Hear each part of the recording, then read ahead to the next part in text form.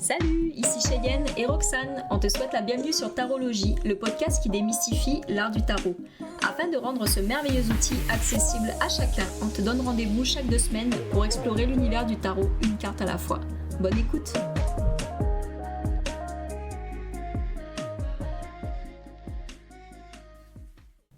Hello Roxane. Allô Shay. Comment ça va? Ça va très bien et toi? Parfaitement. On se lance dans un épisode capsule aujourd'hui avec un format vraiment différent de ce qu'on a l'habitude de faire. Ça va être un épisode des plus croustillants parce qu'on vous revient avec des belles anecdotes autour de notre pratique du tarot, on va dire, de notre découverte du tarot, de notre pratique du tarot. On a fait une petite liste de questions qui reviennent souvent sur le tarot, puis des questions qu'on a aussi nous-mêmes imaginées. Et en gros, ça va être un petit moment confession, story time. Donc, sortez votre tasse de thé ou bien allez vous balader. Vous allez, je pense, aimer l'épisode. Du moins, je pense que ça va répondre à quelques questions et ça pourra allumer votre âme la plus curieuse. Oui, et puis je pense aussi que j'ai espoir dans tous les cas que vous puissiez faire des parallèles peut-être avec vos propres ressentis ou vos propres expériences. Je trouve que la liste de questions que tu as dressée, Shay, est vraiment bonne. Donc voilà, je suis très enthousiaste d'entendre tes réponses. Cool. On y va avec les premières impressions sur le tarot. Donc on va toutes les deux répondre à la question, mais je te l'adresse en premier. Quelle a été ta première rencontre avec le tarot et comment tu t'es sentie à ce moment-là? Alors en fait, ma première rencontre avec le tarot s'est faite par l'entremise d'une collègue qui est devenue une amie très proche. Alors en fait, elle pratiquait le tarot professionnellement au Venezuela. Et puis, à l'époque, voilà, je travaillais avec elle et puis elle m'a introduite à l'outil et vraiment, mon ressenti, ça a été de la fascination. Et en même temps, c'est sûr qu'il y a toujours une espèce de mélange un peu d'appréhension ou de peur parce que tu t'aperçois qu'il y a véritablement une corrélation entre ce qui se passe dans la vie réelle et ce que les cartes peuvent indiquer. Donc, c'est comme un peu de découvrir, c'est comme le grand livre et puis de te dire, mais dans le fond, je pourrais demander ce que je veux, puis je pourrais avoir une réponse, mais j'ai pas nécessairement de preuves, puis si jamais il y a quelque chose qui sort, puis que je suis pas prêt ou pas prête à le recevoir, comment est-ce que je vais réagir? Donc vraiment, une réaction assez ambivalente, mais je dois avouer que la fascination prédominait quand même plus. Est-ce que tu avais déjà entendu parler de ça avant ou est-ce que c'est vraiment ta collègue qui t'a introduit le tarot? Est-ce que tu t'étais déjà posé la question avant d'aller voir une voyante, peut-être éventuellement, ou c'est complètement nouveau? C'était vraiment complètement nouveau, c'est-à-dire que j'avais déjà bien sûr entendu parler de l'astrologie, tout ce qui a trait à l'ésotérique, je pense que j'avais quand même de nature un intérêt, mais c'est vraiment elle qui m'y a introduite à 100%. Ok. Ouais. Et toi? Bah écoute, moi je l'avais mentionné, je pense, dans l'épisode sur le fou, mais j'avais raconté ça dans les grandes lignes, donc on va y aller un petit peu plus en détail. Mais en gros, ma première expérience avec le tarot, c'était avec la voyante familiale. Coucou Eliane, si tu nous écoutes. En gros, c'est une dame qui est en Nouvelle-Calédonie, que mes parents consultaient, j'ai l'impression, sur une base régulière. Alors je sais pas s'ils allaient la voir aussi en tant qu'amie, parce que c'était quand même une amie de base de la famille, ou s'ils allaient à chaque fois consulter. J'étais trop petite pour m'en souvenir. Mais je sais que ça me fascinait de savoir qu'ils allaient voir une dame qui lisait dans les cartes. Puis il y avait comme une ambiance aussi dans le bureau d'Eliane à cette époque. Elle sortait son petit cendrier avec sa clope. Mais c'est vraiment un personnage, puis je l'adore. Et en fait, moi, ça m'a toujours intriguée. Et quand j'avais 16 ans, que je commençais à comprendre un petit peu ce que c'était, je demandais à ma mère si j'avais le droit de faire moi aussi un tirage. Mais Eliane refusait. En fait, ma mère avait dit, bah oui, pourquoi pas, parce que j'étais quand même dans une éducation assez libre, on va dire. Mais Eliane ne voulait pas, elle voulait qu'on attende que j'ai 18 ans pour avoir le droit de consulter. Donc je pense que c'était sans code déontologique de voyante, on va dire. Puis avec du recul, je trouve ça très très bien. Puis de toute façon, honnêtement, qu'est-ce que j'aurais demandé à 16 ans? C'est vrai que ça me paraissait important à ce moment-là, mais avec du recul, je me dis que j'aurais posé des choses complètement basiques que j'aurais pu voir avec la vie tout simplement. Mais pour revenir à la question initiale, donc la première rencontre, comment ça s'est passé? Finalement, j'ai attendu, j'ai pas attendu le jour de mes 18 ans pour aller voir Eliane, mais j'ai attendu mes 20 ans. Je m'en souviens comme si c'était hier, j'avais rendez-vous avec elle, c'était en Nouvelle-Calédonie, c'était un soir, il pleuvait, donc je suis allée là-bas chez elle avec ma voiture, enfin dans son petit cabinet, et en fait ce soir-là je suis repartie, j'ai remis ma vie en question. Ah ouais! Mais elle m'a sorti des choses qui étaient tellement Pour le coup, tu sais, dans une séance de tarot, on te sort des choses que tu peux vérifier. Enfin, la personne connaît pas ta vie en détail, donc tu peux déjà vérifier qu'elle te raconte pas des bêtises, dans le sens où elle te donne des détails qu'en soi tu as déjà. Donc ça, c'était assez impressionnant. Mais si tu veux, elle m'a dit aussi des choses sur mon avenir, donc c'est quand même ce que tu attends en général quand tu vas voir une voyante. Et donc le fait qu'elle m'ait dit des choses sur le présent qui étaient véridiques, je me suis dit pourquoi elle se tromperait sur l'avenir. Donc effectivement, quand je suis sortie, j'ai remis toute ma vie en question. Je te le raconterai un petit peu plus tard au cours de l'épisode de pourquoi. Mais c'est sûr que c'était assez confrontant comme séance. Après, c'était honnêtement 90% de positif, tout ce qu'elle m'a dit. Donc j'étais quand même enjouée par rapport au tirage qu'elle venait de me faire. Mais c'est sûr que ça m'a déstabilisée. Puis je me souviens quand je suis remontée dans ma voiture pour rejoindre mon appartement, il y avait la pluie battante et puis j'étais en train de phaser sur ce qu'elle venait de me raconter. Et je me suis dit, mais attends, mais cette personne, ça pourrait être qui? Enfin, tu sais, je me suis vraiment posé des questions. Et puis j'ai l'impression que la séance... alors, j'avais pas regardé ma montre quand je suis rentrée dans la séance, mais j'ai l'impression qu'elle a duré 2 heures facile. Elle m'a commencé à raconter des choses. Ouais. Ok. C'était pas droit au but, tu vois. Enfin, les réponses qu'elle me donnait étaient droites au but. Enfin, elle me donnait quand même assez de matière. Mais on a quand même posé sur plusieurs thématiques, etc. Donc, c'était vraiment très, très intéressant. C'est vrai que le tarot, à proprement parler, souvent, c'est un tremplin à questions. C'est-à-dire que tu commences et puis après ça, tu as envie de poser d'autres questions ou en fait, ça ouvre la porte à beaucoup, beaucoup d'échanges avec l'autre. Exact. Et puis moi, j'étais dans une période de ma vie à 20 ans où j'étais en plein dans mes études sup, donc en BTS. Et la question principale qui tournait autour de mon tirage de ce jour-là, c'était c'est quoi la suite? Est-ce que je continue mes études? Enfin, le livre, il était à écrire. Donc je savais pas si j'allais partir en France pour faire mes études, si finalement j'allais commencer dans la vie professionnelle, la vie active. Enfin, tu vois, il y avait plein de questionnements autour de ça et puis c'était très très positif ce qu'elle m'a dit, mais c'est sûr que c'était assez déroutant parce que elle m'avait sorti des choses sur ma vie amoureuse et tout ça, donc j'étais assez déstabilisée. Ouais, je vais te raconter ça après. Ah oui. J'avais jamais entendu cette histoire encore, je dois t'avouer que je suis sur le bout de ma chaise là. Et par rapport à cette toi, ta première expérience du tarot, est-ce que tu avais des doutes ou des peurs au début quand tu allais consulter ton amie?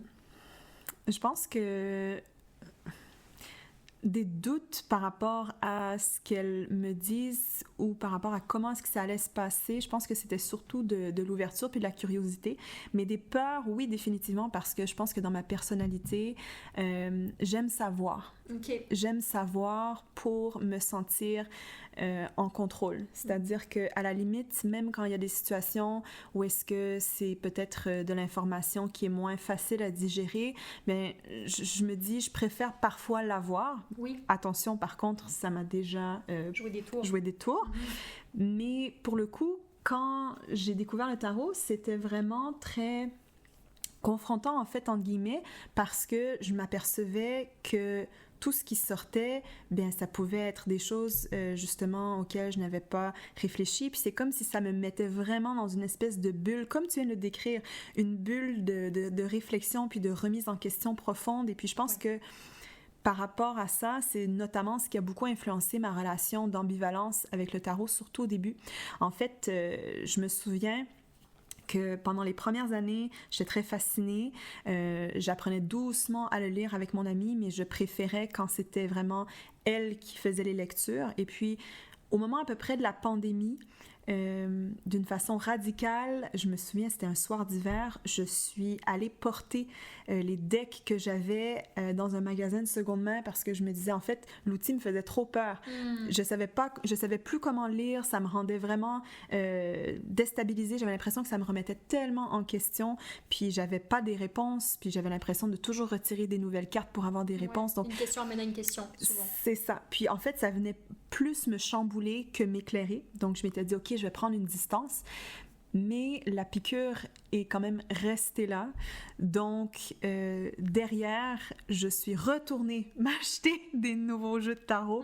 Et puis, je me suis dit, ben, je vais essayer peut-être d'approcher la question de façon un peu plus, entre guillemets, scolaire, où est-ce que je vais commencer à lire pour chaque carte. Et puis en fait, c'est ce que j'ai fait de ma pandémie. J'ai lu, j'ai regardé plein de vidéos pour essayer de recommencer à construire un lien de confiance avec l'outil. Puis aujourd'hui, je pense que je suis un peu plus apaisée, mais je vais pas te mentir que surtout au début, oui, il y avait beaucoup de peur parce que je l'utilisais beaucoup comme béquille en fait. Et puis ça faisait vraiment ressortir le sentiment de vulnérabilité que je puisse ressentir, le manque de contrôle. J'avais l'impression qu'il fallait toujours que je sache avant de prendre une décision. Donc voilà. Ça, c'est vrai que ça a un côté un peu addictif. Oui. Le tarot. Puis comme tu dis, tu as mis le doigt sur quelque chose. Tu vois, souvent les gens qui sont pas trop là-dedans, on dirait que je parle d'une secte, mais pas du tout. Mais les gens qui sont pas trop là-dedans, ils vont dire pourquoi tu veux que je tire les cartes. Et ben en fait, moi je trouve que ce qui me fait du bien dans le fait de tirer des cartes, c'est déjà d'avoir un éclaircissement mental, parce que quand tu essaies de décrypter tes cartes, tu vas en même temps décanter les choses dans ton esprit, surtout quand tu les tires pour toi-même. Puis il y a ce fait de se sentir en contrôle d'une situation, parce que même si c'est une issue négative qui ressort suite à ta question, ça reste quand même quelque chose dont tu as connaissance, donc tu peux commencer à agir en tant que tel par rapport à ça, et à prendre des décisions suite à ce qu'il te suggère, et même lui demander du conseil par rapport à la situation, etc. Donc oui, puis au final, c'est sûr que pour ma question était peut-être mal tournée, mais quand je te disais, est-ce que tu as eu des doutes ou des peurs, c'était très intéressant ce que tu as raconté, donc pas de panique, mais c'était plus par rapport à ton premier tirage avec ton ami. Est-ce que toi, tu as eu je sais pas, pendant le tirage ou après le tirage, tu t'es senti comment? C'était quoi le feeling? Je dois t'avouer que j'ai un souvenir très très flou du premier tirage que mon ami m'aurait fait. J'ai comme une espèce de souvenir, un amalgame de toutes les fois. Il y a certaines fois où est-ce qu'il s'est ressorti davantage, mais vraiment, ça devenait un peu comme un rituel, un peu comme...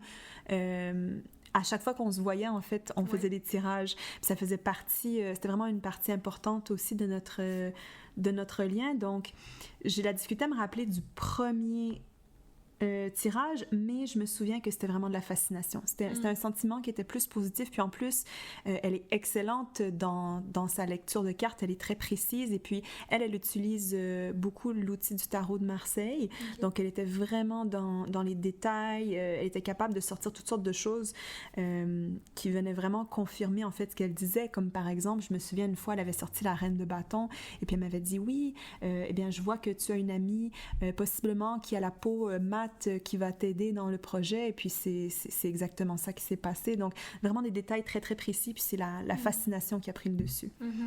Elle avait probablement aussi un don additionnel à la maîtrise de la lecture de cartes pour pouvoir sortir des détails tels que la couleur de peau de... Oui, absolument. Elle a oui, un don de ressentir les choses, une intuition qui est très poussée. Ce qui en soi, tout le monde l'a. Oui. Juste petit aparté, tout le monde a ce don, c'est juste est-ce que tu l'actives ou pas, et comment tu le reçois, parce qu'il y en a qui vont avoir le flash, il y en a qui vont avoir la clairaudience, la clairvoyance, tu vois, ça dépend de comment tu raffines ton intuition, on va dire. Mais tout le monde là, c'est juste que on l'écoute plus ou moins.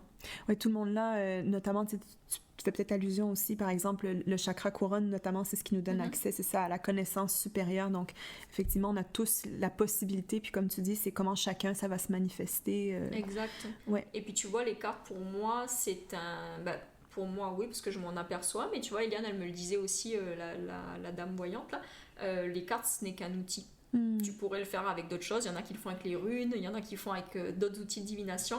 Les cartes, ce ne sont qu'un support, c'est un langage que tu décryptes, mais elles viennent confirmer déjà une intuition que tu as au prime abord. Donc, c'est super intéressant. Puis c'est vrai que les gens, en fait, c'est sûr qu'il y a des gens aussi que c'est comme une radio, comme par exemple, cette amie, je pense que moi, je sais que je l'ai rencontrée vraiment à un moment où est-ce qu'elle a été une guide pour moi. Et puis, je pense que justement, elle a été une guide pour me montrer comment accéder justement à toute cette voie, c'est ça, cette facette spirituelle. Donc je pense qu'il y a des gens en fait que c'est comme si la radio était déjà plus proche du signal, et puis ils sont là justement pour montrer aux autres comment eux aussi s'ajuster. Mais c'est intéressant que tu spécifies que tout le monde, c'est ça, peut y avoir accès, parce que des fois on a tendance à se dire peut-être que telle personne elle l'a, moi je l'ai pas, donc moi je pourrais jamais mais non, c'est sûr qu'il y en a qui vont peut-être avoir un degré un peu plus poussé, mais toi aussi tu peux, puis... Oui, puis ça évolue, et puis tu sais, t'es pas au même stade quand t'as 18 que quand t'as 20, que quand t'as 30, etc. Tu sais. Mais je trouve que... Puis ça se manifeste pas de la même façon. Il y en a, c'est pendant qu'ils dorment, il y en a, c'est pendant qu'ils marchent, il y en a que c'est pendant qu'ils méditent. Tu sais, enfin, il y a plusieurs façons d'activer ça, puis je pense que chacun a sa recette, surtout par rapport à ça. Tout à fait. Et toi, pour le coup, dans la pluie battante... On en revient à la story time. Ouais, la pluie battante. Non, mais ce jour-là, en fait, est-ce que j'ai eu des doutes et des peurs? Alors, comme je disais, le tirage, j'étais quand même à 90% positif, on va dire, avec mon regard de l'époque. Hein, parce que maintenant, aujourd'hui, je me dis qu'il était à 100% positif. Ouais. Mais elle m'avait dit un truc, elle m'a dit, oh, tu auras des notes, c'est des notes excellentes, du 18 sur 20 et tout. Je me suis dit, bon... Tu sais, j'étais quand même bonne à l'école, mais je me suis dit, elle s'emballe un peu pour des études sup, 18 sur 20 et tout ça. Puis ça s'est vérifié, j'ai des très très bonnes notes pour mon parcours sup. Okay. Parce que ça m'a plus allumée. Tu vois, au moment où j'étais en BTS, j'étais un peu en... Oh, est-ce que je continue là? Je savais pas ce que je foutais là. Tu sais, j'aimais bien les amis que je m'étais fait, mais la voix en elle-même, ça m'inspirait pas plus que ça. Donc je faisais le strict minimum et tout ça. Donc j'avais pas des notes excellentes. Je m'en sortais sans rien faire. Okay. Sauf qu'arrivé en bachelor-master, c'est vrai que j'ai eu des notes vraiment excellentes, mais parce que ça m'avait allumé. J'aimais ce que je faisais, je m'intéressais. Donc, tu sais, le fait de s'investir, bah, tu mets toutes tes ressources, toutes tes capacités dans le projet. Puis au final, c'est sûr que ce qu'elle m'avait annoncé, c'est concrétisé, tu vois. Alors que quand elle me l'a dit, j'étais comme, moi, des 18, des 20, ça m'étonne un petit peu. Mais... Donc ça, c'était la partie positive. Okay. La partie un petit peu plus négative à ce moment-là qu'elle m'avait annoncé. À l'époque, j'étais avec un garçon en couple, et puis elle m'a dit oh non, mais ça va pas durer. Hein. Sauf que moi, il était censé venir avec moi pendant mes études sup. Ah ouais. Donc quand elle m'a dit ça, je me suis dit ah, bon, ok. Et en plus, je devais le retrouver après. Donc tu sais, ça m'a vraiment déstabilisée. Et elle m'a dit non, non, mais vous n'êtes pas fait pour être ensemble. Enfin, c'est une amourette, c'est comme ça, mais de toute façon, tu le sais, toi, que t'es pas faite pour être avec lui. Puis là, j'étais un peu challengée parce que quand elle m'a dit ça, je me suis dit est-ce que vraiment, oui, je me vois ferme avec lui? Non. C'est vrai qu'il y a... Tu vois, mais c'est le fait quand te le disent, et quand t'affirmes que, bah, de toute façon, au fond de toi, tu le sais, bah là, t'es obligé de faire un point, puis de te dire, bah oui, c'est vrai que je le sais, même si t'as pas envie de te l'avouer à l'instant T. Ouais. Avec du recul, ça te fait quand même réfléchir, puis tu te dis, bah en effet, c'est pas la personne avec qui je me vois faire ma vie, donc que ça se termine là ce soir, ou que ça se termine dans 2 mois, qu'est-ce que ça change, tu vois? Mais c'est vrai que sur le coup, je l'ai pris en mode... Waouh, ça remet pas mal de choses en question, quoi. Ouais, une douche d'eau froide, littéralement. Attends, tu vois. Ah oui. C'est ça. Mais bon, au final, tu vois, avec du recul, je me dis, est-ce que c'était une mauvaise nouvelle? Non, c'était pas une mauvaise nouvelle, c'est pas grave. Mais c'est sûr que c'est le genre de choses que quand on te l'annonce lors d'un tirage, c'est probablement le genre d'information que tu redoutes, tu vois. Oui, absolument. Après, il y en a qui parlent, tu sais, de la mort. Il y en a qui... en tout cas, moi, c'est un truc que j'ai souvent entendu. Il y a des gens qui veulent pas se faire tirer les cartes parce qu'ils n'ont pas envie d'entendre qu'ils vont mourir.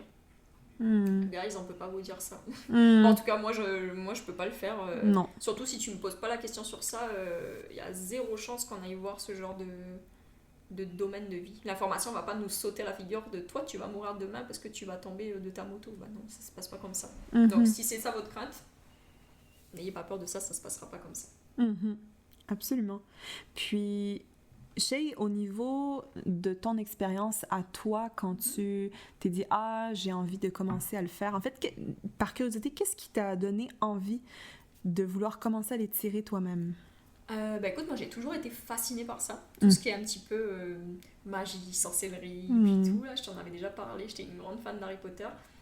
Donc déjà, enfant, j'ai toujours aimé ça. Après, quand j'ai vu Eliane, tu sais, j'entendais parler des tirages d'Eliane et tout ça, ça m'a toujours intéressée. Tu sais, quand t'es gamin, t'as pas les moyens d'aller t'acheter un deck de cartes, enfin, c'est pas... T'es pas du tout là-dedans, qu'on soit honnête. Donc, ça m'a pas venu tout de suite. J'ai été en tant que consultante dans un premier temps.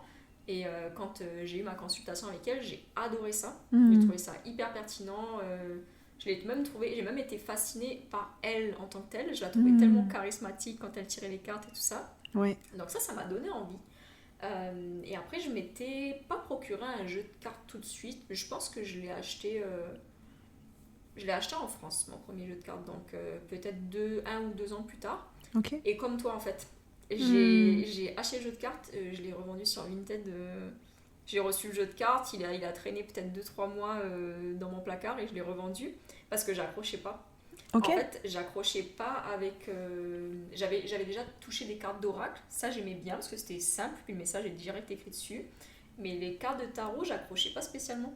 En fait, je m'étais pas vraiment posée pour comprendre. J'avais juste lu le petit livret à côté. Puis j'avais du mal à faire les combinaisons. Je me faisais des nœuds au cerveau et tout ça. Donc j'ai juste revendu, puisque je quittais la France pour Montréal. Donc je me suis dit, je vais me départir de ça. Ça me servira à rien. Vu que j'en avais pas fait grand chose pendant les 3 mois que je l'avais. Et après, j'en ai racheté en arrivant ici. Pourquoi, je ne sais plus.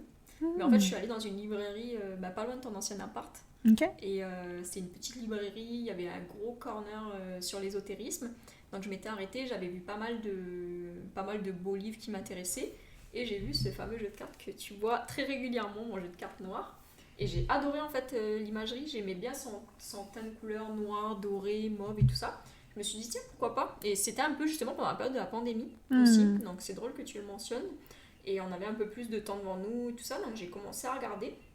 Et après toi t'es rentrée dans ma vie avec un peu plus comment dire, de fréquence, plus haute fréquence. Et puis on s'est mis à en discuter et tout ça. Puis c'est un peu toi qui m'a plus... tu sais, j'avais commencé chez moi, je regardais, mais tu sais, sans grande conviction, mais c'est sûr que ce que je tirais était quand même intéressant, on va dire. Et puis au fur et à mesure, quand on s'est rencontrés, quand on en a discuté, moi j'ai intensifié de mon côté. Ok. Et puis c'est venu comme ça. C'est vrai que c'est contagieux, l'intérêt pour le tarot. Si jamais vous commencez à vous intéresser au tarot et que vous en parlez à votre entourage, on vous avertit, ça se peut que vous deveniez un petit groupe. Non mais tellement, tellement. Et puis c'est sûr que moi j'ai toujours été intéressée par ça, mais je savais pas trop comment m'y prendre, tu sais. Donc à un bout d'un moment, je me suis juste dit, vas-y scolaire. Vas-y scolaire parce que tu vas aller apprendre la signification des cartes. Au bout d'un moment, tu vas commencer à les connaître, tu vas les connaître par cœur, tu vas commencer à faire des interprétations, puis tout ça. Mais au final, j'avais quand même ce truc plus intuitif. Tu vois, de tirer les cartes, de me dire qu'est-ce que je ressens après ma abord, puis après je regarde la carte. Et c'est comme ça que ça s'est fait, un petit peu naturellement. Ok, c'est super intéressant. Oui, c'est vrai que d'y aller avec le manuel de manière un peu plus scolaire, ça peut sécuriser d'une certaine façon. Moi aussi, j'y suis allée comme ça. En fait, la première fois, comme je vous expliquais, c'était plus d'apprendre de mon ami ici et là. J'avais commencé à accumuler certaines connaissances dans mon petit baluchon, mais quand j'ai recommencé vraiment de façon active pendant la pandémie, j'y étais vraiment, c'est ça, aller avec l'approche scolaire de lire. Et puis, c'est sûr qu'au début, ce qui peut être un peu déstabilisant, c'est qu'on lit chacune des cartes une à la fois. Puis, c'est seulement avec la pratique que là, on commence en fait à comprendre quels sont les liens entre chacune des cartes. Des fois, c'est moins évident au début, mais c'est un peu comme un muscle qu'on entraîne. Puis, même si on y va une carte à la fois, on s'aperçoit que c'est toujours cohérent. Et puis même, même si par exemple on décide de ne pas utiliser les mots-clés, puis juste de se fier à l'imagerie, je pense qu'il y a toujours quelque chose qui puisse en ressortir. L'important, surtout quand on commence, c'est de ne pas se surstimuler en faisant des espèces de tirages de 25 cartes ou des gros tirages, par exemple comme des croix celtiques qui demandent 10-12 cartes. C'est de commencer vraiment avec une carte à la fois ou peut-être des tirages de 3 cartes. Par ailleurs, vous remarquerez quand vous achetez des decks, quand il y a des petits livrets d'instructions, la plupart des tirages qu'ils vont vous proposer, ce sont des tirages de 3 à 6 cartes à peu près, parce que c'est ce qui permet de délivrer un message de façon claire, concise, et chacune des cartes, je me souviens plus si c'est pas Jodorowsky justement qui disait qu'on pourrait passer des heures à parler de chacune des cartes. Il y a tellement de choses à dire que c'est pas nécessaire de se dire « Ah, j'ai besoin d'avoir plus de cartes pour avoir plus d'informations nécessairement ». C'est un peu ce qu'on fait dans nos épisodes. On passe facilement 1 heure, et encore c'est parce qu'on se contient de parler d'une carte. Donc effectivement, déjà rien qu'en se pigeant une carte pour une question, on a une quantité phénoménale d'informations qui peuvent être bien assez, sans avoir à aller faire, comme tu dis, une croix celtique. Puis comment est-ce que tu t'es sentie en tant que lectrice de cartes, justement, pour la première fois, quand tu as commencé, disons, à offrir peut-être tes services à tes proches de lectrice? Oui, écoute, ça c'est une bonne question. Comme je te disais, la première fois, c'était pas très concluant pour moi quand je le faisais toute seule. Okay. Après, je me suis un peu plus approfondie, j'ai lu des choses et tout ça. Et puis on dirait que c'est venu tout seul. Okay. On dirait que c'est venu tout seul. Dans un premier temps, je me suis forcée à pas les regarder quand je posais une question, juste à voir c'est quoi l'intuition générale que j'ai en moi, c'est quoi le message et tout ça. Après, je faisais mon tirage, je regardais ce que les cartes disaient, je regardais mon petit manuel, qu'est-ce que ça peut vouloir dire. Et j'essayais de réfléchir, en fait, on dirait que tu as trouvé la bonne formule d'exercer mon muscle de compréhension, parce que c'est un peu un langage, le tarot, finalement. Oui, c'est un langage. J'essaie de comprendre les interconnexions entre les cartes, ça peut vouloir dire beaucoup de choses, quelquefois. Et puis, encore une fois, les cartes, c'est un support. Là, j'ai eu un bel exemple cette semaine avec une amie qui m'a demandé de tirer les cartes par rapport au déménagement, à son déménagement. Et en fait, il y a eu là, j'ouvre une petite parenthèse, puis je la refermerai après. Mais en gros, il y a eu la roue de la fortune qui est sortie. Elle m'a demandé, est-ce que on va avoir, parce qu'il y avait une histoire de place de stationnement dans son nouveau logement qu'elle n'avait pas. C'était décisif pour elle pour pouvoir s'engager sur le nouveau logement. Okay. Et voilà. Et en gros, elle m'a demandé, peux-tu regarder si la place va se libérer rapidement. Donc là, je sais plus quelles cartes sont sorties, mais il y en a une qui m'a marquée parce qu'elle est sortie 2 fois au cours des différentes questions. C'est la roue de la fortune. Et je me suis dit, elle s'appelle Roxane. J'ai dit, mais en fait, Ro, je pense qu'il y a un truc parce que là, j'ai la roue de la fortune qui sort, donc assurément tu vas avoir ta place de parking. Peut-être que ça peut mettre du temps. Pour moi, il y a une notion de temps dans cette histoire. Il y a quelque chose qui me gêne en fait, mais je sais pas, pour moi c'était qu'elle allait mettre du temps à arriver à la place de parking. Comment j'ai interprété la chose. Et au final, tu sais, j'avais l'impression qu'il y avait comme un rebondissement, que ça allait pas arriver comme, oui c'est bon, t'as ta place de parking. Il y a quelque chose derrière. Et je voyais qu'il y avait du temps, que ça allait prendre du temps. Donc ce que je lui ai répondu, basique, écoute, tu vas l'avoir, mais ça va mettre du temps. Et en fait, au roulement de tambour, dès le lendemain, on a su ce que ça voulait dire la roue de la fortune. Dans son cas précis, c'est que en gros, elle avait mal lu son contrat de son bail actuel. Ok. Et ça impliquait qu'il fallait qu'elle retrouve un candidat pour reprendre son bail et qu'elle paye une somme. Et ça, elle l'avait pas vu avant. Je me suis dit, ok, voilà, c'était ça en fait la roue de la fortune dans son cas présent. Et puis voilà. Et donc tout ça pour dire qu'il y a des fois, tu sais, t'as ton deck de cartes, t'as tes cartes, tu comprends un message, donc tu vas l'analyser en fonction de la question que tu as posée, mais c'est sûr qu'il faut laisser décanter puis voir un peu ce qui sort de la situation, parce que tu peux comprendre quelque chose avec des éléments, donc tu vas savoir qu'il y a une surprise, tout ça, tu vas l'interpréter comme ça, mais c'est pas tout à fait ça qui arrive. Ça reste qu'elle a sa place de parking, mais ça voulait attirer l'attention sur un autre élément finalement. Donc c'est des petites surprises comme ça, et ça me fait dire que finalement pour les questions, le truc que je fais, c'est que je pose mes cartes et après je laisse juste décanter, puis en général je le fais le soir parce que j'ai plus le temps là, ma configuration de nuit fait ça et ça me vient dans la nuit mes réponses. Donc je suis capable d'aller prendre le message que mes cartes m'ont sorti, puis d'aller combiner ça avec les informations que j'ai reçues pour pouvoir comprendre le sens général de mon tirage. La nuit porte conseil. Ah mais absolument. J'ai autant été vrai ce dicton que dans le cadre de la lecture de cartes. Puis j'aime beaucoup ce que tu dis quand tu expliques que parfois les tirages vont nous donner une certaine quantité d'informations, mais c'est seulement après coup qu'on va réussir à pleinement interpréter ou à découvrir comme une nouvelle couche, entre guillemets, de la lecture. Oui. Puis ça, il faut toujours s'y attendre, c'est-à-dire qu'on reste, entre guillemets, des traducteurs, si on voit le tarot comme étant un langage, mais des traducteurs ou des traductrices imparfaites.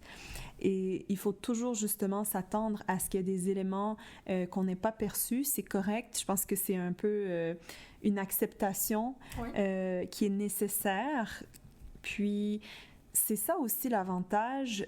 Quand on se fait ses propres tirages, c'est sûr que ça peut être un peu plus compliqué parce qu'on est naturellement biaisé. Sauf que ça nous permet aussi de soit les prendre en photo ou de les écrire et ensuite d'y revenir derrière. Et d'un point de vue pédagogique, ça nous permet de mieux comprendre en fait les liens qui auraient pu être faits. Ouais, c'est super intéressant ça. Après, c'est sûr que le but, c'est pas de devenir Dieu, entre guillemets, et puis de lire les cartes. En fait, c'est ça, la beauté des cartes, c'est que peu importe la maîtrise qu'on a de l'outil, il y aura toujours des surprises. Puis, il faut justement accueillir ça. Tant mieux, je veux dire, si on pouvait tout voir dans le tirage à chaque fois, ce serait limite effrayant et puis... Déstabilisant, ce serait pas bien, tu vois. Mais ça peut vraiment être très, très pédagogique d'y revenir des fois. Oui, puis même naturellement, tu le fais dans la vie, tu vois, je parle de la roue de la fortune. Souviens-toi, ma voiture. Oh mon Dieu. Alors, si vous avez écouté notre épisode sur la roue de la fortune, justement, ouais. On était au moment où je m'étais fait voler ma voiture. Et j'avais fait un tirage juste le matin, je me fais voler ma voiture, j'aperçois ça, réflexe naturel, je vais chercher mon jeu, qu'est-ce qui va se passer? J'adore! C'est débile, mais bon, c'est ce qui s'est passé. Et en fait, j'avais la roue de la fortune et j'avais l'étoile. Et en fait, je me suis dit, ok, c'est bizarre. Genre, en fait, je me suis dit, comment la roue de la fortune pourrait se manifester là-dedans? Et je me suis dit, écoute, je vais la retrouver.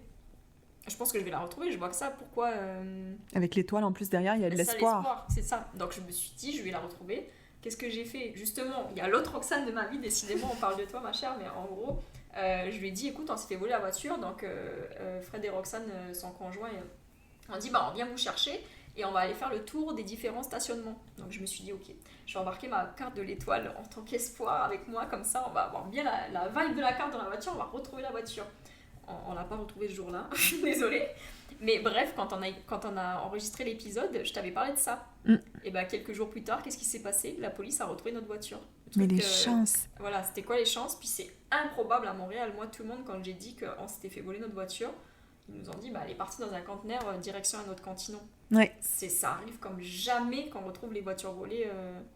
Et là, on l'a retrouvé. Donc, tu vois, je me suis dit encore une fois, des fois, tu as ton tirage, tu sais pas trop comment l'interpréter, tu te dis, bon, ok, il va y avoir une grosse surprise, il va y avoir un gros retournement de situation, et puis tu laisses faire la vie, et puis tu vois, au moins, tu es prévenu qu'il va y avoir un retournement de situation. Après, tu laisses voir la vie, tu sais, ça aurait été la mort, je me serais dit, bon, ben écoute, on passe à autre chose, tu vois.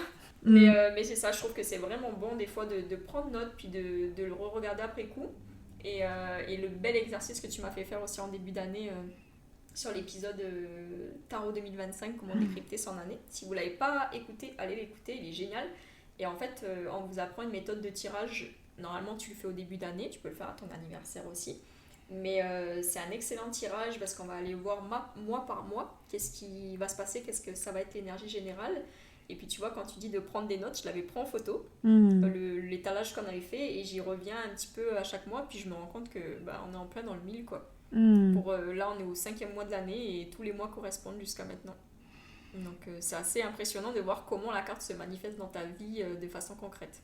Puis des fois, de manière complètement imprévisible, entre guillemets, comme par exemple, tu disais que ta carte du mois d'avril, c'était la carte du pape qui représente la famille, la communauté, les valeurs, la tradition. Et puis, il y a un voyage qui s'est présenté pour toi. Oui, c'est ça. C'est ça. Alors pourtant, quand tu m'as tiré le pape, j'étais comme, ok, ça me parle pas. Je sais pas comment ça va se manifester. Tu vois, j'avais du mal à le... Tu sais, il y en a certains, la justice, je me suis douté que ça allait être l'histoire de la citoyenneté et tout ça, mais le pape, j'arrivais pas à le cadrer. Et au final, après avoir vécu mon mois d'avril, je me suis dit, bon, on était en plein dans le pape. Donc c'est intéressant aussi d'aller voir comment la carte se manifeste dans ta vie, parce qu'elle peut avoir de multiples facettes. Elle peut se présenter dans différentes sphères de ta vie, donc à voir laquelle qui prédomine pour ce mois-ci. C'est génial. Trop génial. Alors, on passe à la question suivante. À quel moment as-tu commencé à lire pour les autres? C'était un défi ou cela t'est venu naturellement? J'ai la difficulté à me rappeler à quel moment j'ai commencé à lire pour les autres. Je pense que c'est venu un peu de fil en aiguille. Mais est-ce que c'était un défi? Oui, c'était un défi dans le sens où, je pense qu'on s'en est déjà parlé à plusieurs reprises, Shay, que quand on commence à le lire pour les autres, il y a toujours cette question de légitimité. Il y a toujours cette question aussi de remise en doute, où est-ce qu'on se dit, je ne veux pas faire, entre guillemets, des prédictions qui viennent dérouter l'autre personne. Surtout aussi, c'est que des fois, les éléments qui vont ressortir sont quand même très personnels. C'est toujours personnel. C'est rare que tu demandes un truc, qu'est-ce que je vais manger ce midi? Tu vas jamais demander ça à ton tarot, donc souvent, ce sont des éléments qui sont très personnels. Des fois aussi, c'est un peu difficile, surtout si on connaît un petit peu moins la personne ou on connaît moins un aspect de leur vie, de pouvoir leur donner l'information exacte telle qu'on la ressent. Des fois, on n'ose pas trop. On se dit peut-être que si je vais toucher à quelque chose que je... En tout cas. Donc, ça a été un défi. Ça demeure un défi encore jusqu'aujourd'hui. Mais pour le coup, je pense qu'on va en reparler un petit peu plus tard. Je pense que plus on pratique, plus on parvient un peu à baliser la lecture, c'est-à-dire que déjà, je me suis aperçue que de lire dans des groupes, c'est pas une bonne façon de le faire. Oh non, jamais, ouais. il faut... Parce que des fois, justement, quand tu es en groupe d'amis, tu es comme « Eh ouais, est-ce qu'on fait un tirage de tarot et tout? » Puis oui, ça peut être rigolo, mais ça peut aussi devenir très, très rapidement, très profond. Et puis, il faut aussi être dans une énergie, en fait, de concentration. C'est pas quelque chose qui se fait nécessairement à la légère. Puis, une autre chose aussi que je trouve toujours compliquée, c'est quand tu as quelqu'un devant toi qui est sceptique. Et quand tu as une personne qui est sceptique, la façon dont moi je vois la lecture du tarot, c'est que c'est comme quand vous allez voir un médecin. C'est-à-dire que le médecin, il faut que vous lui donniez de l'information, puis qu'en fonction des symptômes ou en fonction des circonstances, il puisse essayer de faire des liens. Et puis, en fonction de ses connaissances, il va vous dire, bien, je pense que ça penche vers telle chose. Mais pour le coup, quand tu as une personne qui est sceptique, bien, ça veut dire que d'office, elle vient vers la personne qui lui lit le tarot en essayant de tester qu'est-ce qu'elle va lui dire. Et puis, la personne qui lit le tarot, elle va être là avec ce qu'elle est capable d'interpréter, mais si elle ne peut pas vraiment aller poser des questions aussi, elle n'a pas nécessairement ce lien de confiance ou une ouverture d'être dans l'échange, ça complexifie beaucoup la lecture. Oui. Ça complexifie beaucoup. Puis, à la limite, des fois, moi, je sais que j'en suis ressortie avec un sentiment un peu de découragement. Bon, je pense que je me mettais aussi la pression de convaincre l'autre personne. Mais voilà, il faut vraiment être dans une énergie de l'autre personne, elle est ouverte, elle est curieuse, et puis toi, tu es là, et puis tu essaies de co-construire une réponse. Oui, c'est vrai ce que tu dis. Bah, après, moi, je partage exactement ton ressenti. Déjà, je vois pas l'intérêt qu'une personne sceptique vienne. Soit tu le fais, t'as envie, soit on n'est pas là pour se tester. Là. Bah, tu vois, c'est quand même gentil ce que tu fais de tirer les cartes à quelqu'un, surtout dans le cadre où tu le fais gratuitement. Mais c'est sûr que ça vient te challenger aussi parce que tu as besoin d'un minimum d'informations pour être pertinent aussi. Oui. Parce que sinon, tu vas rester dans des trucs très évasifs, puis au final, bah, tu vas aller confirmer ce que la personne pense. Oui, tu m'as dit des trucs évasifs. Bah oui, mais si tu me donnes pas plus d'informations, on peut pas les creuser non plus. Puis tu vas avoir des informations, mais tu sais pas comment non plus les interpréter dans le cadre de la vie de la personne. Donc, t'es pas Dieu, là, donc tu peux pas deviner non plus. Oui. Non, c'est ça, ça peut être un défi définitivement, et puis c'est toujours aussi de s'adapter à l'autre, c'est-à-dire que pour moi, c'est vraiment très, très important d'aller essayer de cerner intuitivement quelle est la réaction émotionnelle de l'autre personne. Oui. Pour m'assurer de ne pas justement venir lui donner une nouvelle qui puisse au final être déconstructrice. À la limite, je préfère presque... pas que je préfère, mais ça me soulage un peu quand je vois que l'autre personne est peut-être un tout petit peu désengagée, puis qu'elle se dit « Ok, bien peu importe ce que tu me dises, ça va, tu vois. » Alors que si je vois que la personne est vraiment pleinement investie, ben moi, je veux vraiment m'assurer aussi de baliser autant que possible pour cette personne-là, parce que je veux surtout pas qu'elle rentre à la maison et puis qu'elle se sente mal. Qu'elle se sente mal, c'est ça, exactement. Après, ça demande beaucoup d'intelligence émotionnelle aussi, je trouve, de tirer les cartes à quelqu'un. Parce que faut que tu fasses aussi en fonction de la sensibilité de la personne que tu as en face de toi. Donc, il faut que tu sois capable de comprendre c'est quoi les limites, c'est quoi que tu peux lui dire, c'est où que tu as envie qu'elle ralentisse parce qu'elle n'a pas forcément envie de se livrer à toi. Parce que tu n'es pas toujours hyper intime non plus avec les gens à qui tu tires les cartes. Absolument. Donc, c'est de savoir qu'est-ce que la personne elle est prête à entendre, quels sont les adjectifs que tu peux lui donner. Tu vois, c'est des choses... Des fois, c'est un peu touchy, je trouve, dépendamment à qui tu le fais. Absolument. Puis toi, est-ce que tu trouves que ça a été un défi quand tu as commencé à lire? Est-ce que ça t'est venu naturellement? Moi, je trouve que ça m'est quand même venu naturellement. En fait, je me suis quand même baquée par rapport à ça. Le truc, c'est que comme j'avais mes informations qui me venaient le soir, ça me vient toujours le soir, je parle au passé, mais alors que c'est toujours d'actualité, c'est sûr que je vais faire un meilleur tirage si je suis de mon côté. La personne m'envoie les questions, je suis de mon côté, je le tire, puis après, je décante l'information. Si je le fais en direct live, bien que, peut-être que ça peut évoluer aussi, mais... le fait d'avoir cette distance, moi je pouvais réfléchir à la façon dont j'allais lui envoyer le message aussi, tourner mes phrases, plutôt que ok j'ai ça que je reçois, je te le transmets. Ouais. Tu vois, ça m'a permis de mettre comme un filtre entre qu'est-ce que je reçois puis qu'est-ce que je donne à la personne. Non pas que je modifie ce que j'ai perçu, mais plus dans le sens où tu mets des petites guillemets, tu mets des peut-être que je me trompe, et en fait le fait que la personne, je pense que je l'avais déjà dit dans un épisode ça, mais c'est pas grave, le fait que la personne reçoit le message dans son intimité, elle déjà elle n'est pas obligée de soutenir ton regard quand elle a l'information. Oui. Et ça, je trouve ça très chouette pour la personne qui reçoit le tirage, parce que déjà, en général, quand tu reçois ça, tu l'attends un petit peu. Oui. Tu reçois ça, tu te mets tranquille dans ton coin et tu lis ça. Et en fait, si tu as envie de pleurer, tu pleures. Oui. Si tu es en colère, tu es en colère. Mais tu n'es pas obligé de partager cette émotion avec la personne qui t'a tiré les cartes. Après, tu peux lui revenir. Enfin, moi, j'en veux pas à la personne. Ça ne m'est pas encore arrivé. Mais la personne aurait pu me revenir puis me dire non, ce que tu m'as dit, c'est pas légitime. Puis je me sens pas concernée. Parce qu'elle n'a pas envie d'aller dans le détail. Et c'est ok, même si effectivement elle est concernée par ce que je lui ai dit, puis elle voit la vérité, si elle n'a pas envie d'aller dans cette zone-là avec moi, c'est bien correct aussi.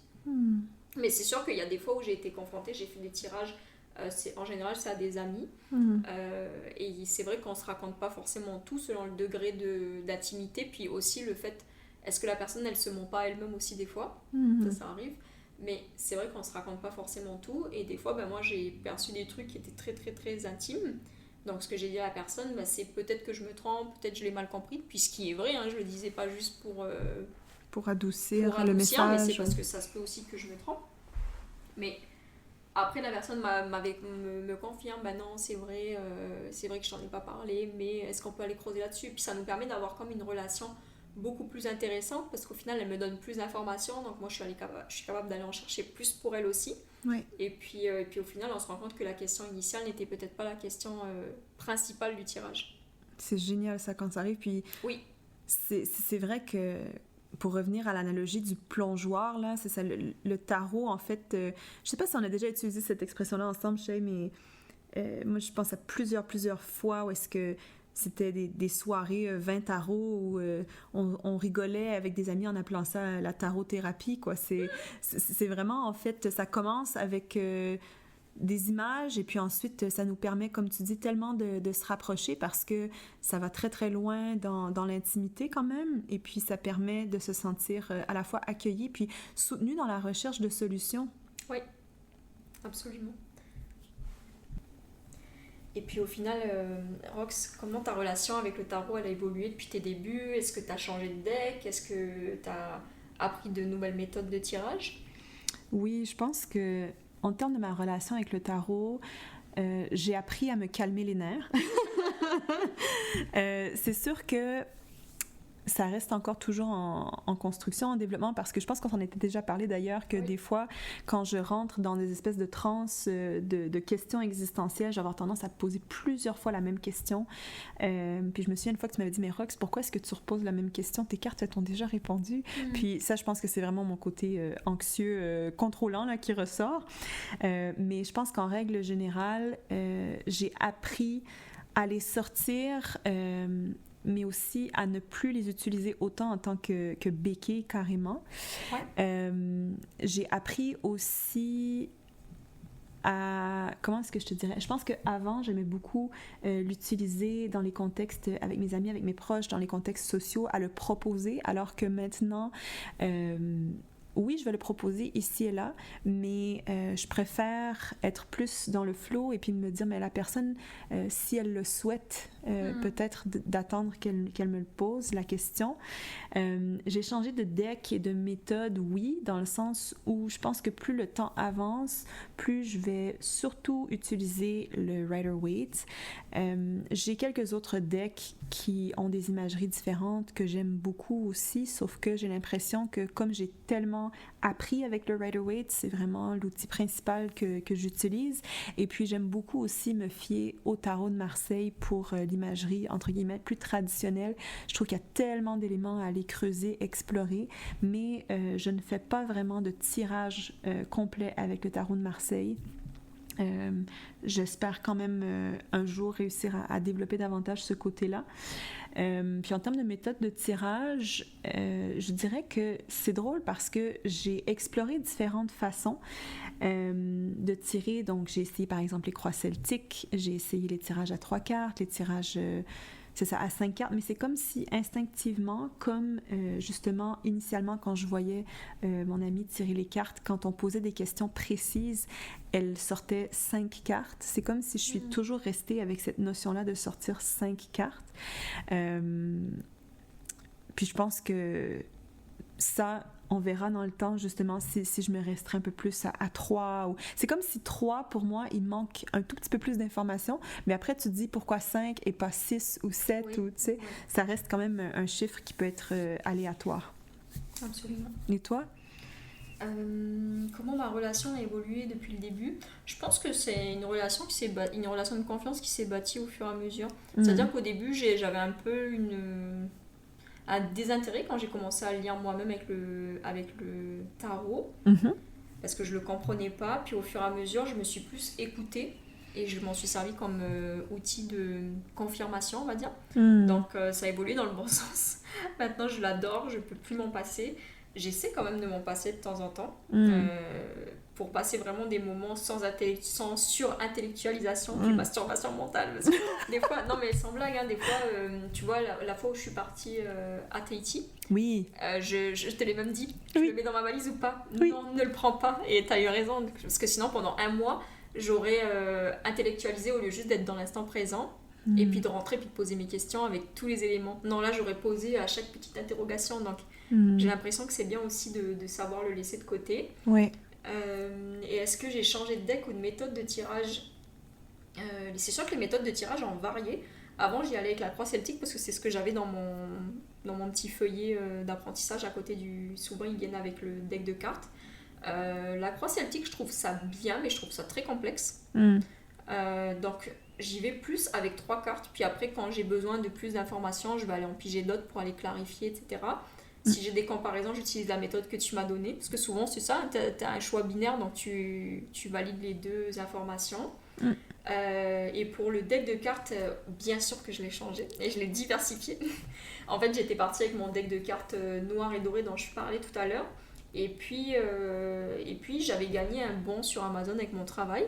Donc je m'étais dit pourquoi pas acheter un deck un peu New Age pour changer. Et au final, je l'adore, j'en parle tout le temps, c'est le deck de... Comment elle s'appelle? Chris Anne. Ouais. Chris Anne, le deck s'appelle The Light Seers. Et en gros, elle a imaginé ce deck avec des situations de la vie de tous les jours pour qu'il soit plus représentatif pour les gens qui n'y connaissent rien et qui veulent s'initier au tarot. Donc moi je l'adore parce que déjà l'imagerie elle est moins inquiétante, elle est plus positive. Elle est plus représentative des gens de tous les jours, donc on s'immerge un peu plus dans la féerie du deck. Et ce que j'adore par-dessus tout avec ce deck, c'est quand je fais des tirages pour les autres personnes, j'adore envoyer ce que j'ai tiré. Parce que même si les gens ne lisent pas le tarot, l'imagerie elle est universelle. Donc tu vas un peu comprendre l'émotion générale, puis c'est bien aussi que les gens ils s'approprient le tirage que tu leur fais, rien que par l'émotion que les cartes vont leur faire ressentir. Et tu vois, un truc qui a évolué aussi dans ma méthode, c'est qu'avant, soit j'avais les oracles, soit j'avais le tarot. Et maintenant, ce que je fais, c'est que je tire le tarot et je vais aller compléter avec quelques oracles. Donc, dépendamment de la personne, soit je prends celui sur les pierres, soit je prends celui sur les animaux, soit celui sur la lune que tu m'as offert, je l'adore, la moonologie. Mais en gros, ce que j'aime faire, c'est aller combiner les deux et les présenter. Et en fait, j'adore ça aussi quand je le partage, justement, ce genre d'étalage à la personne pour qui je les tire. Parce qu'il y a toujours une petite remarque. Tu vois, celui des animaux, là, ça fait plusieurs fois, les gens ils me disent « Oh, elle est magnifique, j'adore », puis ça leur parle beaucoup en fait. Donc il suffit qu'ils soient sensibles à un sujet que tu leur proposes dans les oracles pour qu'ils accrochent, puis qu'ils aillent eux-mêmes aussi chercher le propre message que les cartes en cherchent à leur délivrer. Donc je trouve ça très très chouette. Tu sais, dans ce truc de partage, en fait, tu partagerais les cartes du Rider-Waite classique. Ok, il y a peut-être des trucs qui peuvent te faire peur en mettant la mort, la tour, le diable. C'est des cartes avec lesquelles j'étais pas forcément à l'aise. Non. Versus avec le nouveau jeu de cartes, elles sont très belles, puis le diable il est très sexy dans le... Oui, tellement séducteur. Séducteur, donc ça passe très bien. Puis justement, Jay, est-ce qu'il y a une carte qui t'a marqué, disons, au début de ta pratique et puis qui a pris un nouveau sens avec le temps? Bonne question, mais j'aurais tendance à te dire le pendu, parce que je suis en train de l'expérimenter dans mon année 2025, c'était ma carte de l'année. Après, franchement, il y en a beaucoup qui m'ont marqué, il y en a aussi qui m'ont pas du tout marqué et que j'attends d'explorer pour mieux les comprendre. Mais le pendu, je te dirais qu'en ce moment, ce serait la réponse que je te donnerais le plus intuitivement, là, comme ça, après ma abord, parce que c'est une carte avec laquelle j'étais pas à l'aise. Quelqu'un qui est immobile, quelqu'un qui observe, quelqu'un qui est la tête en bas, il me laissait un peu intriguée, puis même limite je l'aime pas, tu vois, j'ai pas envie. Et au final, là, le fait d'être dans cette énergie, j'apprends à l'aimer petit à petit. Puis d'ailleurs, c'est drôle quand on parle de ça parce que dans le jeu de cartes dont je te parle de Light Years, j'adore la version qu'elle a revisitée du pendu parce que c'est une position d'acrobate. En fait, c'est une carte où elle est suspendue avec des... je sais pas si t'as vu ça dans les cirques. Pas un anneau, mais... Enfin, si, par définition, sûrement qu'il y a un anneau, mais là, on le voit, en fait, le drap qui la suspend. Donc, en fait, tu comprends qu'elle est dans une position volontaire de suspension et tout ça, j'aime beaucoup. Ça permet, en fait, de désacraliser un petit peu la carte, la revisite qu'elle en fait, parce que c'est moins dramatique comme position. Absolument. Et toi, est-ce qu'il y en a une qui t'a marqué? Oui, bien... Toi, je me souviens, par exemple, à l'époque, quand j'ai découvert le tarot, la carte du fou me rendait folle. Dans le sens, je ne l'aimais pas du tout. Ok.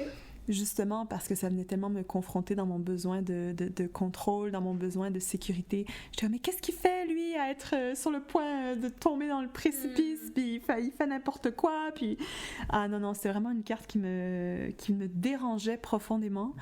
Maintenant, je pense que je suis davantage capable d'accepter l'énergie qu'elle apporte, tu vois, comme étant une énergie plus de liberté, en fait. Ok. D'insouciance. Et je pense aussi qu'une carte qui ne m'avait pas nécessairement marquée au début, mais qui a pris quand même une importance pour moi, c'est la carte du soleil. Comme tu sais, j'ai un gros soleil, une grosse tapisserie de la carte du soleil dans mon salon. Ça fait déjà quelques années que je l'ai, et puis... pour moi, en fait, c'est une carte qui parle de bonheur, de rayonnement, de joie. Et puis, je me dis vraiment, son message est tellement symbolique, surtout que c'est une des dernières cartes donc, qui nous parle justement de la renaissance, de la joie après avoir traversé des épreuves. Donc, cette énergie-là, pour moi, elle a quand même énormément de vibrations positives. Et puis, je veux m'assurer de continuer à traîner ma tapisserie. Elle est super belle. Oui. Ça met une belle ambiance. Merci. Mais c'est sûr qu'après, des cartes qu'on aime, il y en a plein. Hein. Le soleil, je l'adore. Le monde, je l'adore. L'impératrice, je l'adore. Enfin, tu sais, je trouve qu'il y en a vraiment beaucoup, au final, qui me plaisent, qui me parlent. Ouais. Et là, on parle que des arcanes majeures, mais dans les arcanes mineures... il y en a aussi. Il y en a beaucoup que j'aime aussi. J'avais une autre question pour toi. Quels ont été tes outils d'apprentissage à l'époque? Y a-t-il un livre, un mentor ou une expérience qui t'a particulièrement aidé? Oui.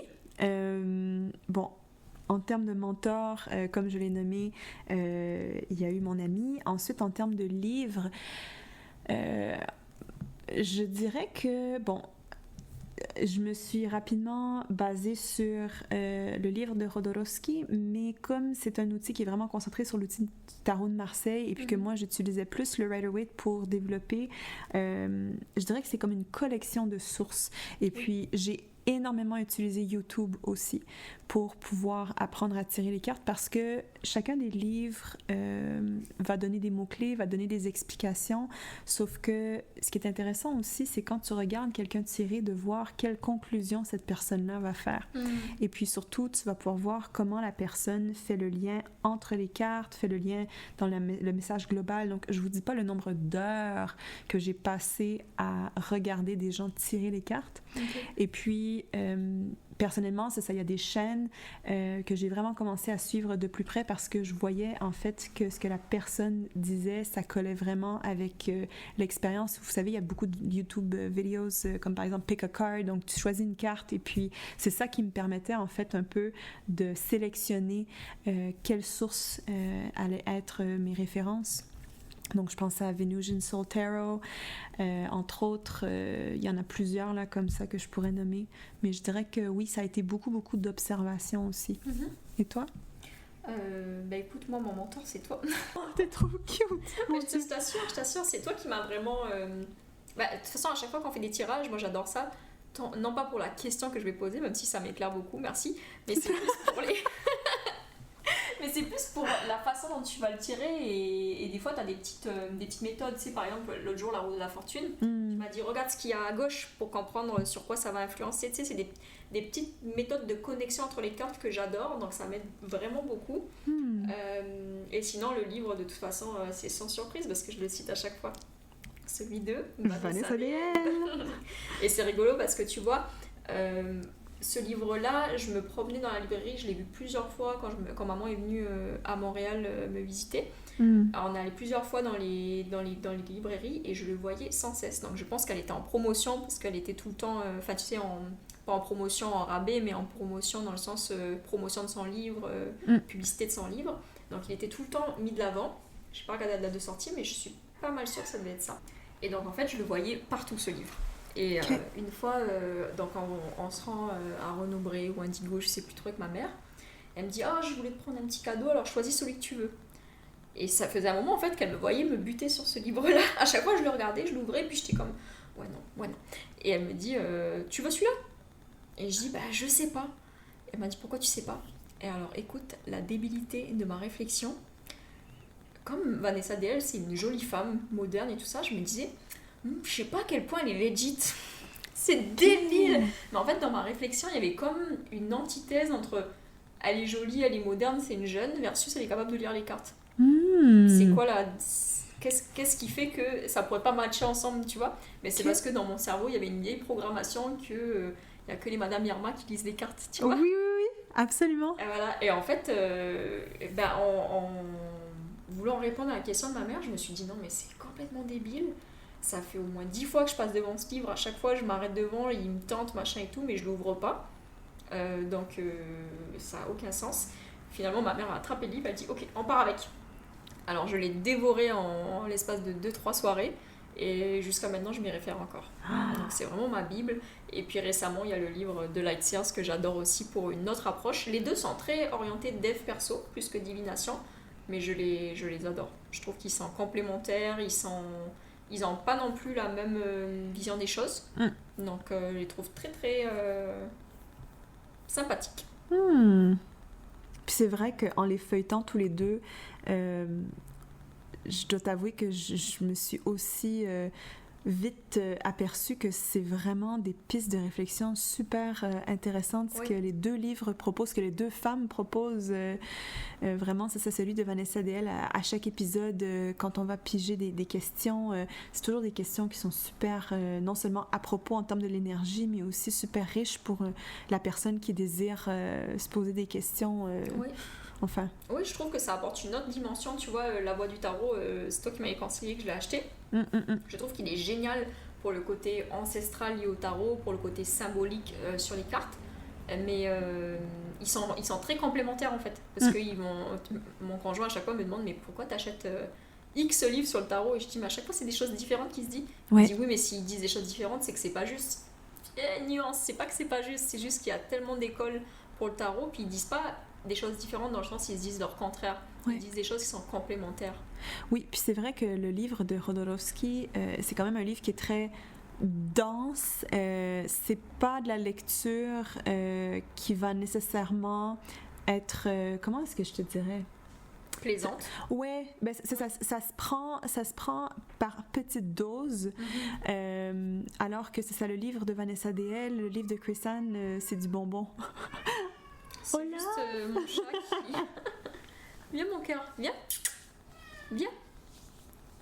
Bon, on va le laisser faire sa vie, c'est pas grave. Exactement, mais c'est ça, c'est pas simple à lire. C'est pas le genre de livre que je dévore en 3 soirées. Ouais, tu vas y revenir petit à petit, tu vois, pour préparer les épisodes, je m'y réfère.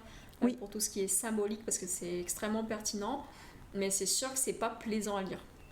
C'est beaucoup pour aller en fait chercher des détails techniques pour la description par exemple des cartes, pour comprendre comment est-ce qu'on dirait, c'est ça, les technicités de l'outil, mais ensuite pour faire justement le lien entre les cartes, pour comprendre les questions d'ordre général. Je pense que des livres justement comme ceux de Vanessa DL, de Chris Anne sont peut-être plus adaptés, plus intéressants. J'ai une autre question pour toi. Donc, le tarot dans ta vie d'aujourd'hui, quel rôle il joue dans ta vie quotidienne? Est-ce que c'est un outil spirituel? Est-ce que ça a pris une autre forme? Dis-moi tout. Eh bien, je dirais que aujourd'hui, peut-être que c'est faute de temps, mais je l'utilise avec moins de fréquence.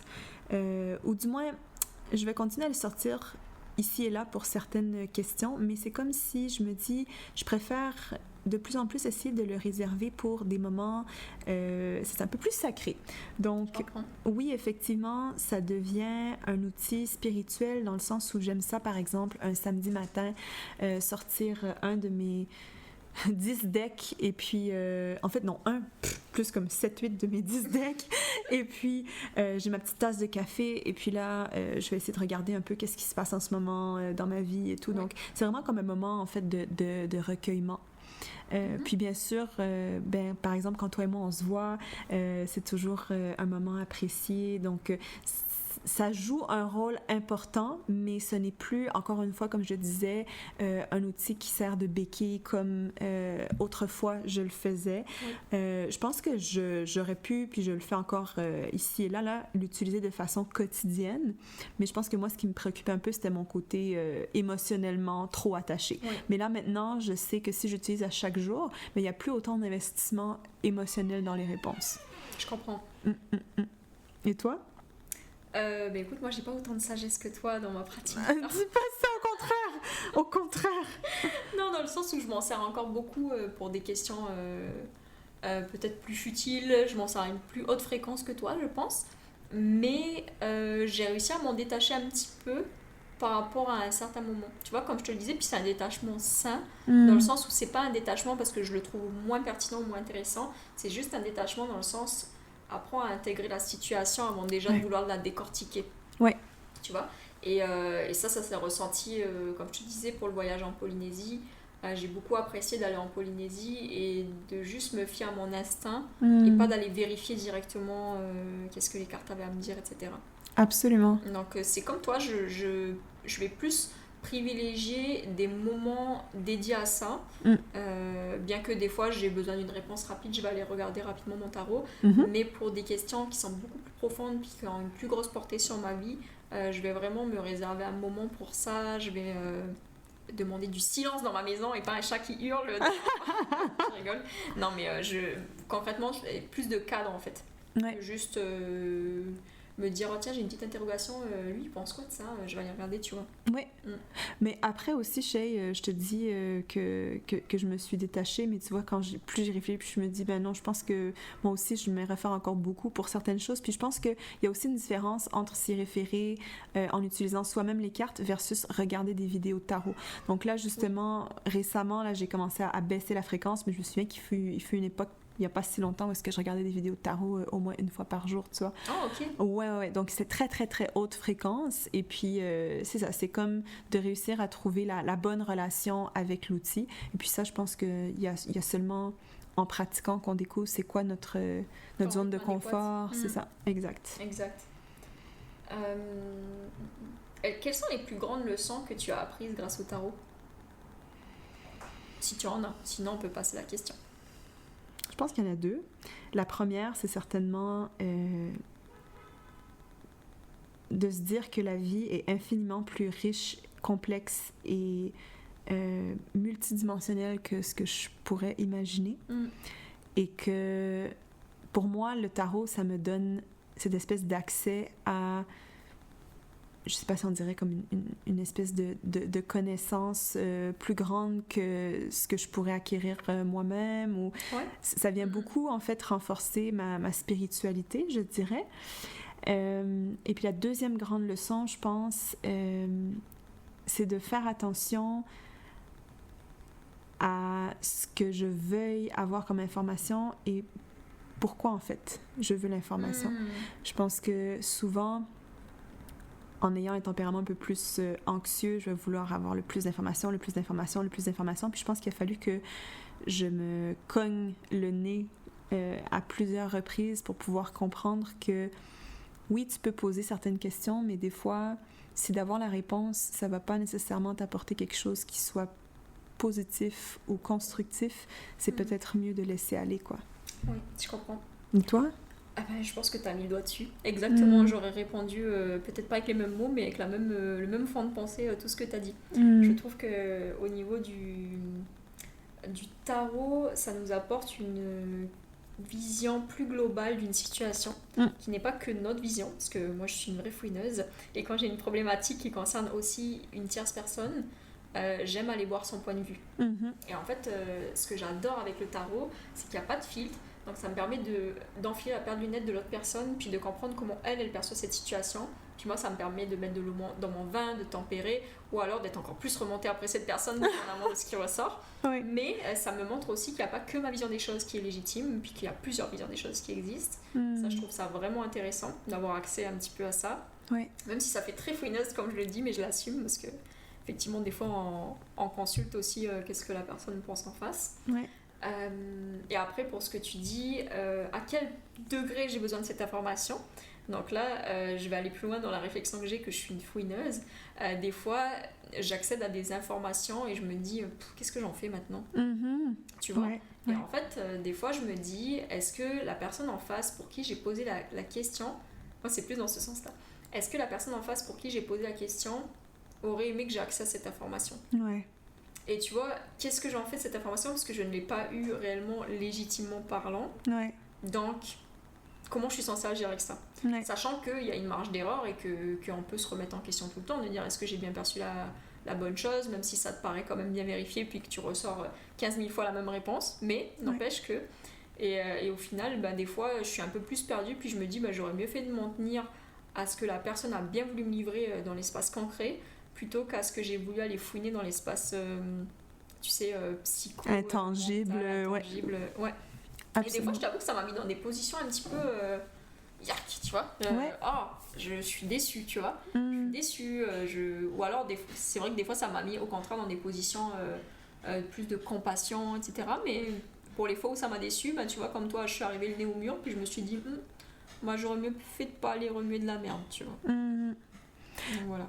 Oui, puis surtout aussi, comme tu dis, des fois, ça va nous faire sentir, des fois, coupable d'avoir une information qu'on se dit, je l'ai peut-être pas eu parce que moi aussi, je suis déjà allée fouiner et tout ça. Puis, il y a un sentiment un peu de culpabilité. Puis, il y a aussi le ressenti que des fois, même si une personne, elle a des pensées ou des ressentis, ça veut pas nécessairement dire que c'est ce que la personne va choisir d'actionner ou de concrétiser. Et parfois, ça peut créer justement une espèce de... Je sais pas comment dire si on appellerait ça un conflit intérieur, mais quand tu sais entre guillemets, là, que la personne, disons, elle a une intention ou une pensée ou une émotion qui est différente que ce qu'elle choisit de te montrer, eh bien, en fonction de ce qui soit le plus collé à ce que tu désirais, mais ça peut créer un peu un sentiment peut-être de frustration ou peu importe. Tu te dis, mais je sais qu'au fond, par exemple, je sais pas moi, tu voudrais participer au voyage, mais que tu choisis de pas le faire, mais tu sais, si la personne, elle t'a pas dit, je voudrais, mais je choisis de ne pas, qu'est-ce que tu fais avec ça? Tu vois? C'est exactement ça. Ok, je mets des grosses pincettes quand je dis je maîtrise la situation parce que je la comprends en son intégralité. Ok, on en fait quoi de plus? Rien.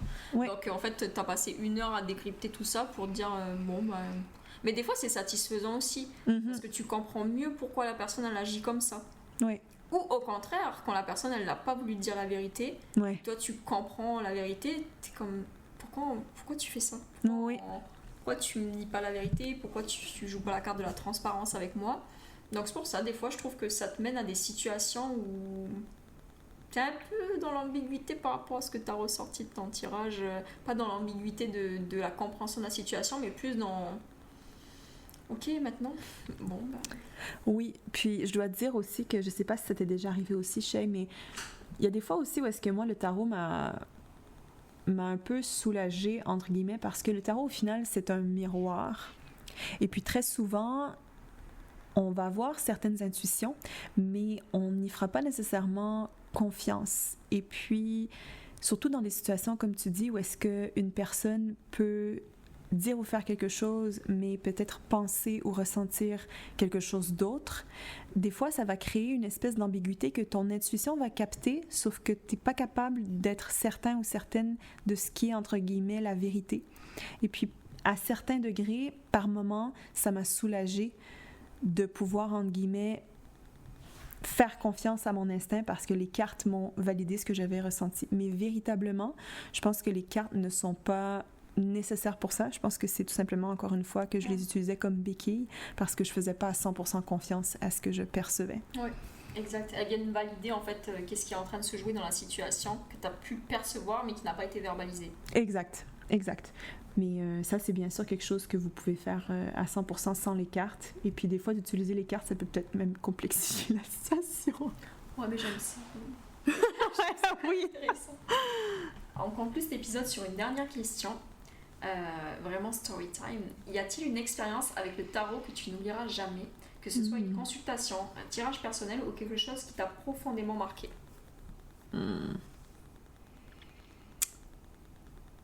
On n'est pas obligé de parler d'émotion, mais peut-être quelque chose qui t'a surpris ou une petite anecdote sympa que tu veux partager. Bien, je pense qu'il y a une consultation justement que j'ai eue où est-ce que je me suis fait annoncer que j'allais quitter. Donc, à la fin de mes études universitaires, je suis partie habiter en France. Donc, j'ai eu la confirmation à ce moment-là, alors que c'était encore un projet qui était un peu en réflexion, mais je me suis fait dire « tu t'en vas ». Donc, ça s'est resté profondément marqué en moi. Je pense aussi qu'il y a certains tirages aussi qui m'ont marqué, parce que j'ai vu aussi le côté parfois un peu commercial de la lecture de cartes, où est-ce que des fois, quand il n'y a pas nécessairement ce lien établi avec la personne qui lit les cartes, ou cette intimité, cette place à l'intimité, au cours de l'échange, bien, ça fait en sorte qu'il faut toujours, je trouve, repartir de la lecture avec un petit grain de sel, prendre ce qui nous a été dit avec un grain de sel. Oui, je te rejoins à 100%. Et je le referai plus, tu vois. Consulter des tarologues, je trouve ça moyen. T'es un peu déçue. Et toi? Alors, des tirages où j'ai été en tant que consultante, il y en a plusieurs qui m'ont marqué, avec Eliane principalement, c'est ceux qui m'ont marqué, avec toi aussi, parce que c'est beaucoup du domaine de l'émotionnel, donc naturellement que ça te marque, il y a des informations qui sont sorties. C'est un peu, je pense que c'est un peu personnel pour donner le détail, mais c'est sûr que c'est des informations où c'est même les phrases, l'ambiance générale, l'émotion que j'ai ressentie, elles m'ont marqué. Encore aujourd'hui, j'y pense et je m'y réfère dans ma vie. Après, au niveau des tirages qui m'ont marqué et que sur une note plus légère que j'ai beaucoup aimé, c'était le tirage que tu m'avais fait et peut-être que vous allez vouloir le faire aussi. C'était avec les personnages de la cour. Oui. Pour savoir qui en était. En fait, ce genre de tirage, il sert quand vous voulez savoir quelle est votre énergie générale en tant que personne, pas à l'instant T, mais plus dans votre personnalité. Et ensuite, vous allez pouvoir vous servir de cette information parce que lorsque vous allez tirer vos cartes, vous allez reconnaître ce personnage et savoir qu'on parle de vous. Donc, il y a des situations où ça peut être un peu mêlant, qui est l'acteur principal, qui tout ça. Et bien là, le fait de voir cette carte-là, vous allez le savoir. Et en fait, donc, quand tu me l'avais tiré, tu avais prédit limite que ça allait être ça. Donc c'était très drôle parce que les cartes n'ont pas menti, c'est ça qui est sorti. Et on l'avait fait aussi pour mon conjoint. On était avec nos petits pronostics avant qu'il pige sa carte. Elle était tombée dans le mille. Il y a combien de personnages de la cour au total? Il y en aurait dans le fond 16. Oui, 16, oui, exact. Sur 16 cartes, on a réussi à trouver la bonne. Donc c'était quoi les chances? Il y avait vraiment peu de chances et c'est tombé dans le mille. Donc tu vois, ça c'est le genre d'expérience, je trouve ça quand même assez drôle. Et en plus, mon conjoint, il y connaît rien du tout aux cartes. Et là, le fait qu'on dise, je suis sûre que ça va être un roi de denier. Oui. Et là, qu'il pige le roi de denier, il nous a regardé avec une incompréhension et en même temps une fascination de comment vous avez su. Puis là, on lui a expliqué ce que c'était le roi de denier, puis tout ça. Puis ça collait tellement à sa personnalité que maintenant il dit, oui, je suis ton roi de denier. Oh, c'est tellement chou. C'est drôle. C'est drôle, mais je trouve que c'est vraiment bon comme exercice. Donc si vous voulez le faire, faites ça. Vous triez dans votre deck de cartes tous les personnages de la cour. Vous vous concentrez, puis vous en choisissez un, puis vous allez voir la définition, vous allez voir que ça colle à merveille. Et puis d'ailleurs, Shay, pour la petite histoire, parce que tu nous teases, mais toi, t'es quel personnage de la cour? Qu'est-ce qui est sorti? Je suis un cavalier de bâton. Ah, mais oui. Ah, mais oui. Ça me va à merveille. Et toi? Moi, je suis le sais, mais bon. une cavalière de coupe. Ouais. Et ça te va à merveille aussi. Beaucoup dans... En fait, toutes les deux, on est dans l'action, mais de façon... dans deux sphères qui sont complètement différentes. C'est vrai que Shay était beaucoup dans la passion, le dynamisme. À chaque fois que je parle de toi, je dis mon amie entrepreneuse parce que Shay, elle a toujours au moins 4 projets sur le feu en même temps, dans le sens... elle a plein d'idées, toujours dans l'action. Je veux dire, pour le podcast, c'est incroyable la quantité de travail qu'elle a là-bas. Elle est toujours à 4 km, tu vois, d'avance sur ce que j'ai même pas eu le temps d'imaginer, tu vois. Ouais. Donc, vraiment, vraiment une cavalière de bâton. Ouais. Et la cavalière de coupe, c'est une personne qui est vraiment dans ses émotions, donc ça représente bien l'intelligence émotionnelle de Roxane. Et tu relèves ce que je fais au niveau du travail, mais tu apportes une grande qualité à ce podcast par rapport à ta finesse d'esprit et tout ça, donc c'est important de le mentionner. C'est gentil, merci Shay. Donc voilà ce qui conclut notre épisode. Oui, donc merci beaucoup pour l'écoute, on espère que ça vous aura plu. Et puis si jamais vous avez des histoires personnelles avec le tarot, n'hésitez pas à les rajouter en commentaire sur notre page, que ce soit Facebook, que ce soit Instagram. On est toujours bien sûr curieuse de vous lire, donc ça pourra peut-être aussi rejoindre d'autres auditeurs et auditrices. N'est-ce pas? Et puis, comme à notre habitude, on vous le précise, n'hésitez pas, si vous avez aimé le podcast, bien sûr, à nous laisser une note sur la plateforme d'écoute que vous choisissez ou un commentaire si c'est la vidéo YouTube. Ça nous fait vraiment plaisir de vous lire, on en a de plus en plus, puis on adore ça, ça donne du sens à notre travail, ça permet de voir qu'il y a des gens derrière qui écoutent ce qu'on fait et ce qu'on vous prépare. L'épisode a quand même duré un bout, on s'attendait à ce qu'il soit court et succinct, et au final je pense que c'est notre plus long épisode à date. T'es pas rendu compte? Non. On parle beaucoup, mais j'espère qu'il aura été intéressant pour vous. En tout cas, on espère vraiment que vous avez aimé ça. Et puis on vous retrouve dans un mois, parce qu'on a décidé pour l'été de prendre ça un petit peu plus relax. Donc on vous retrouve dans un mois pour un nouvel épisode et on parlera de la carte de la mort. Et oui, donc pas de panique, il n'y a rien de dramatique là-dedans, on va vous la décortiquer puis vous allez voir que vous allez apprendre à l'aimer. Super. Merci.